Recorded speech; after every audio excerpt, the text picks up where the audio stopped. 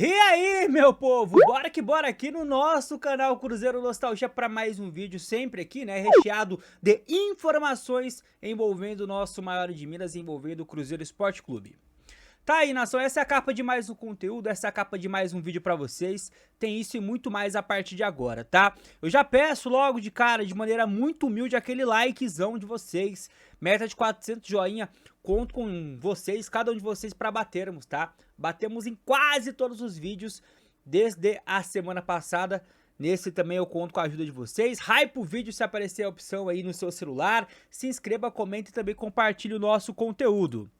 E Cruzeiro Nostalgia é vídeo a todo momento. Já trouxemos, pessoal, a primeira declaração do Neisser Villarreal como jogador do Cruzeiro, tá? Desembarcou hoje pela manhã em BH e já falou com a imprensa. Se você quiser acompanhar as primeiras falas, primeiro link na descrição e também agora tá subindo o card aí no canto superior direito, tá? Clica aí que assim que acabar esse vídeo você vai ser redirecionado para as falas do Neisser Villarreal.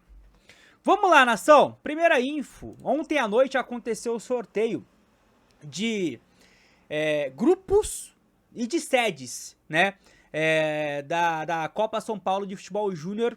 Teremos algumas novidades interessantes, algumas voltas de sedes, e aí no caso do Cruzeiro ficou decidido que no nosso grupo teremos Francana, né, Franca, então, vai ser a sede do Cruzeiro na primeira fase da Copa São Paulo.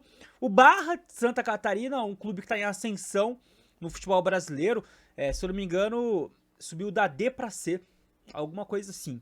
E temos o Sport de Patos, da Paraíba, tá? Esses são os três times, então, nesse grupo do Cruzeiro na Copinha. Copinha que começa logo na primeira semana de 2026. Primeira semana ali de janeiro já temos Copa São Paulo de Futebol Júnior.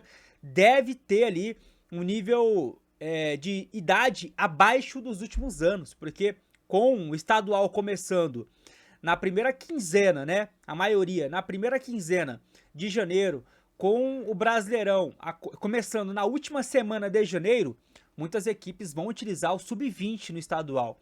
E aí o Sub-20 que deveria estar na Copa São Paulo vai dar lugar ao Sub-17. Então a gente deve ter isso acontecendo na grande massa aí dos clubes do futebol brasileiro, principalmente quem tem calendário de Série A e Série B. Próxima info, nação. Essa notícia aqui, ela é de ontem e eu queria trazer aqui para debate para saber a sua opinião, essa oportunidade que pode chegar ao Joaquim Pinto, né? Vamos lá, ó. Cruzeiro analisa efetivação do Joaquim Pinto como diretor executivo. O Cruzeiro estuda a possibilidade de efetivar o Joaquim Pinto como diretor executivo, conforme informação, essa é exclusiva do Jorge Nicola, tá?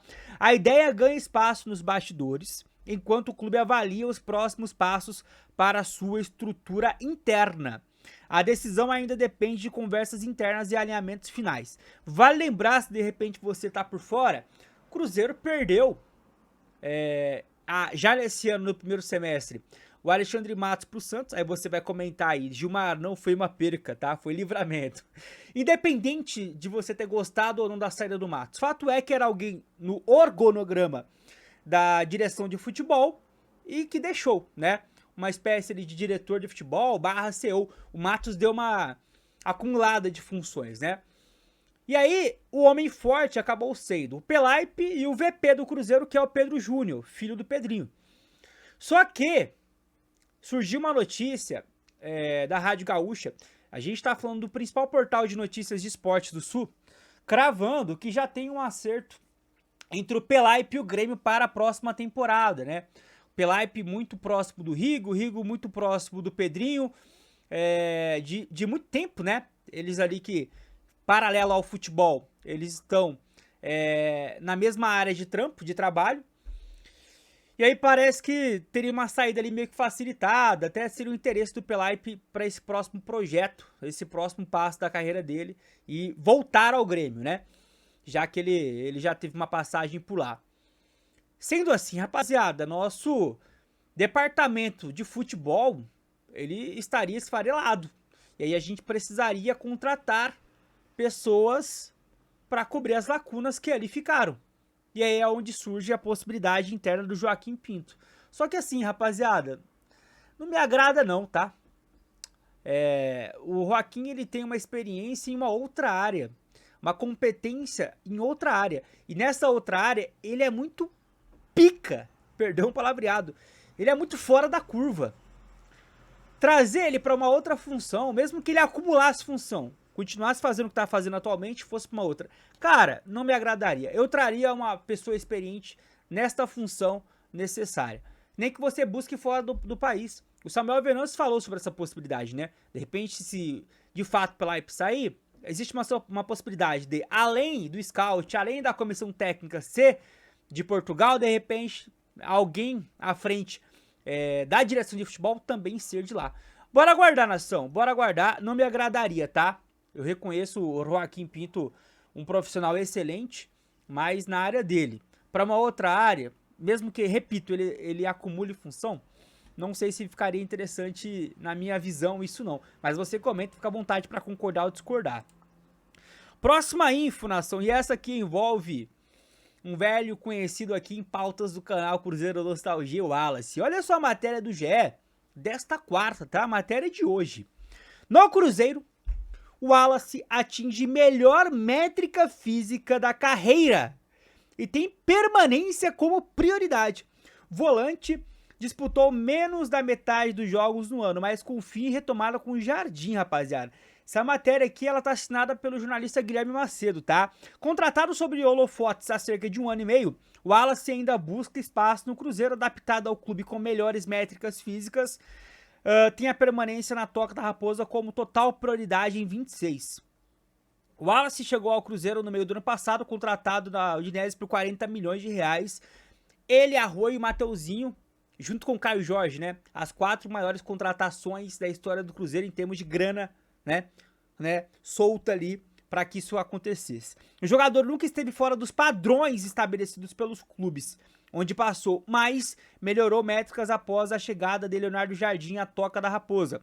Uma sugestão da comissão técnica em conjunto com a fisiologia, para subir o rendimento.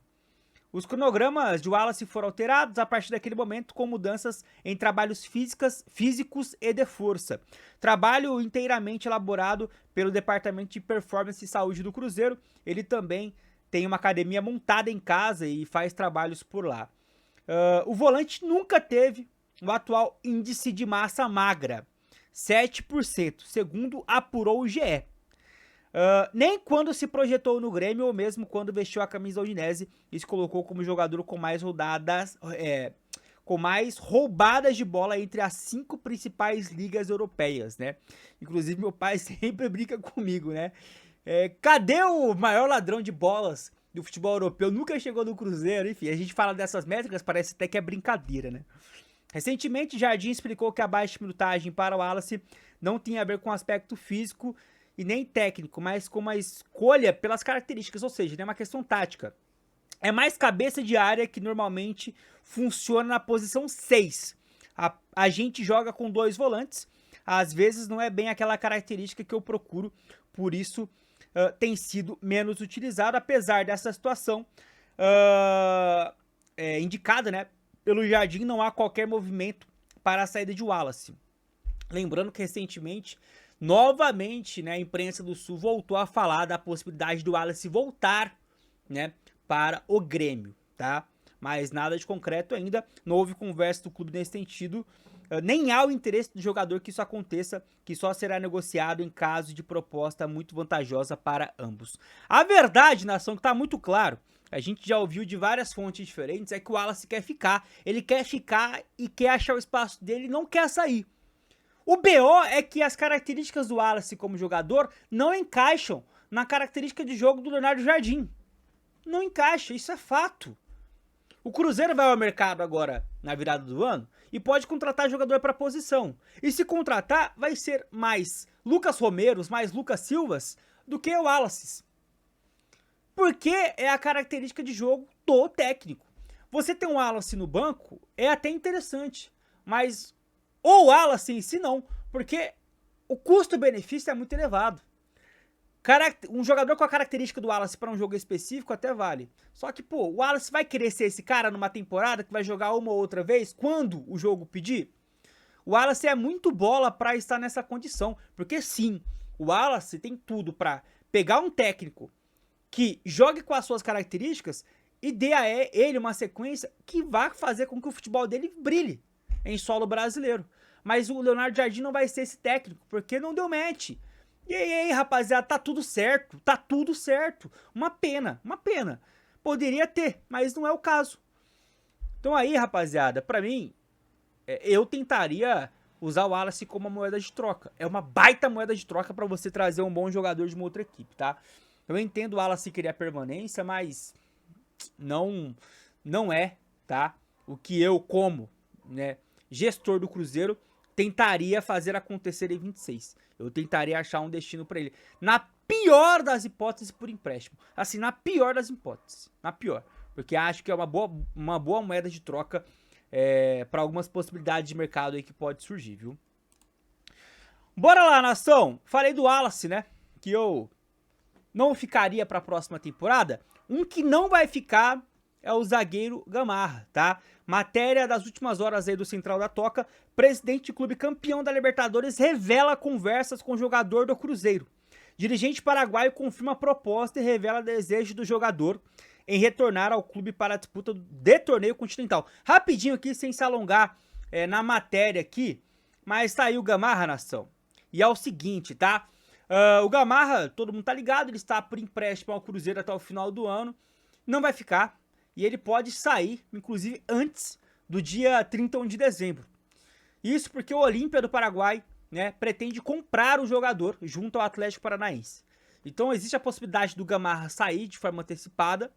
Ele que pertence ao Cruzeiro por empréstimo até o final do ano. Então ele sairia ainda com o contrato de empréstimo em vigência, né? E daria lugar ali a um novo destino no futebol. Ele voltaria ao seu país natal, ele retornaria aí para jogar no Olímpia. Nesse caso, eu acredito que ninguém aqui vai ficar triste, chateado ou vai discordar que é uma boa saída, né? O Gamarra teve as suas chances e nas que teve, pouco produziu, pouco rendeu. Claramente jogador que tem muito a desenvolver-se ainda. Tem algumas questões técnicas que não tá apurada e isso foi claramente, né, visto em alguns jogos onde inclusive ele chegou a comprometer, né, de forma direta. Então, Gamarra de saída é mais livramento do que chateação. Repito, vocês vão concordar comigo. Vamos lá, nação. Penúltima informação aqui com vocês, tá? Neisser Villarreal trouxe no início do vídeo, ele chegou. Só que o que eu quero chamar a atenção aqui nesse vídeo é para uma informação que foi dada pelo Goal. Eu vou ler a matéria aqui, replicada pelo Planeta do Futebol, e aí eu comento em cima, tá? Cruzeiro vai antecipar a chegada do Neisser Villarreal. Aqui a matéria fala, né, que o Cruzeiro antecipou a chegada dele, ele iria chegar no início de dezembro, chegou hoje pela manhã. Até aí tudo bem. O que eu quero destacar aqui é essa parte aqui, ó. A multa rescisória será de 60 milhões de euros, o que dá algo em torno de 372 milhões na cotação de hoje, para o exterior. No entanto, para o mercado brasileiro a multa é baixa. O valor não foi revelado. Aqui eu quero chamar a atenção, né, para essa informação de a multa é baixa. Porque isso aqui já foi suficiente para ter alarde nas redes sociais do Cruzeiro, tá? Eu vi muito cruzeirense já questionando se o Neisser Villarreal daqui a alguns meses estaria no Palmeiras da vida, no Flamengo da vida, já que a multa é baixa. Eu não vou me alongar muito aqui nesse assunto não, tá? Até coloquei aí na capa aí, multa baixa, ponto de interrogação. Mas não vou me alongar muito aqui não. A pergunta que eu tenho para fazer a quem escreveu a matéria, né? No caso, Thiago Fernandes, é a seguinte. Você crava que a multa é baixa, Thiago, e logo em seguida você fala que o valor não foi revelado. Como é que você sabe que a multa é baixa se o valor não foi revelado? Eu só queria entender qual é a matemática dessa história. E outra, multa, né, para o futebol aqui do Brasil, ela é 2.000x vezes o salário do jogador. Eu fiz uma conta aqui de padaria, vou fazer até aqui de novo para mim não passar vergonha. Ó, 2.000 vezes, vamos supor que o salário do Neisser seja 100 mil reais. A multa dele seria 200 milhões de reais. Rapaziada, 200 milhões de reais É uns 30 milhões de euros. Time brasileiro nenhum vai pagar isso pelo Neymar. A não ser que o Neymar esteja chegando aí pra ganhar, sei lá, 30 mil reais. Mesmo assim, a multa dele seria 60 milhões de reais. 60 milhões de reais, algum clube brasileiro até pagaria. Mas, cara, mesmo assim, não é um valor baixo, tá ligado? Então, assim, se o salário dele for 100 mil reais, ele não deve ter vindo pra ganhar menos que 100 mil reais, você concorda comigo? Que teve um leilão, praticamente, pro destino do Neymar. Se ele tá chegando pra ganhar 100 mil reais, a multa dele é 200 milhões. Como é que o Thiago Fernandes me fala que a multa é baixa? Algum clube brasileiro já pagou aqui no mercado interno esse valor para algum jogador? Que eu saiba, e aí vocês podem me corrigir, acho que a maior compra de um clube brasileiro para clube brasileiro de um jogador, ou é do Arrascaeta pro Flamengo, Cruzeiro Flamengo, ou é do Maurício, Inter Palmeiras. Eu não sei, eu acho que deve ser uma das duas. Se for outra, você comenta. De clube brasileiro para clube brasileiro. Então, assim, rapaziada, algumas coisas trazem alarde na torcida do Cruzeiro de forma desnecessária, como uma dessas aqui, mas acho que vale eu destacar isso aqui no nosso vídeo. E para finalizar aqui o conteúdo, que já não tá curto, né, passando aí de 16 minutos, quero falar sobre o senhor Abel Ferreira, que mais uma coletiva patética, onde dessa vez, ele, de certo modo, nação, ele ataca até a instituição do Cruzeiro, com a sua hipocrisia. Vamos lá, ó. Ontem o Palmeiras jogou, mais uma vez perdeu, são 5 jogos sem vencer no Campeonato Brasileiro. Patética, né? As atuações mais do que os resultados. Palmeiras tá jogando muito mal no principal momento da temporada. E aí, rapaziada, o discurso é que a culpa é da arbitragem. A culpa é da arbitragem. Se tem um clube no futebol brasileiro que esse ano não pode abrir a boca pra falar de arbitragem, é o seu Palmeiras. Ah, o Palmeiras não pode. Eu acho que, cara, há muito tempo eu não sentia tanta raiva por um time fora de Minas como eu senti esse ano em alguns jogos do Palmeiras que nem o Cruzeiro envolvia. Bizarro, rapaziada. Desde a primeira rodada do Brasileiro sendo beneficiado, em vários jogos, em vários. E o Abel quer falar de arbitragem. Matéria aqui do GE, Abel diz que muita coisa mudou após São Paulo e Palmeiras. Será que árbitros ficaram com medo? O que o Abel tá relembrando aqui, nação, é aquele caso daquele jogo, esse jogo me deixou o pé da vida, onde o São Paulo vencia por 2-0, tá? Ó, 5 de outubro, o São Paulo vencia por 2-0, quando o Alan fez um pênalti claríssimo no Tapia dentro da área. Ali seria um pênalti, provavelmente seria o terceiro gol. E o São Paulo, cara, provavelmente venceria o jogo. Depois teve uma expulsão que não foi dada, clara também pro Andréas Pereira nesse mesmo jogo. Enfim, moral da história, a expulsão não foi dada, o pênalti não foi dado. O São Paulo, ele mentalmente foi pro saco e o Palmeiras conseguiu a virada ali. O Palmeiras mentalmente é muito forte, conseguiu a virada para 3-2. Mas claramente esse jogo o Palmeiras foi muito beneficiado e o Abel na coletiva não deu um pio. Como punição, porque foi escandaloso o que aconteceu nesse jogo, o árbitro da partida, o seu Ramon Abate Abel, pegou uma suspensão de 40 dias, ele e o VAR, e aí o Abel está questionando que depois desta ocasião, os árbitros ficaram com medo dos jogos do Palmeiras. Com medo do que, Abel? De beneficiar vocês?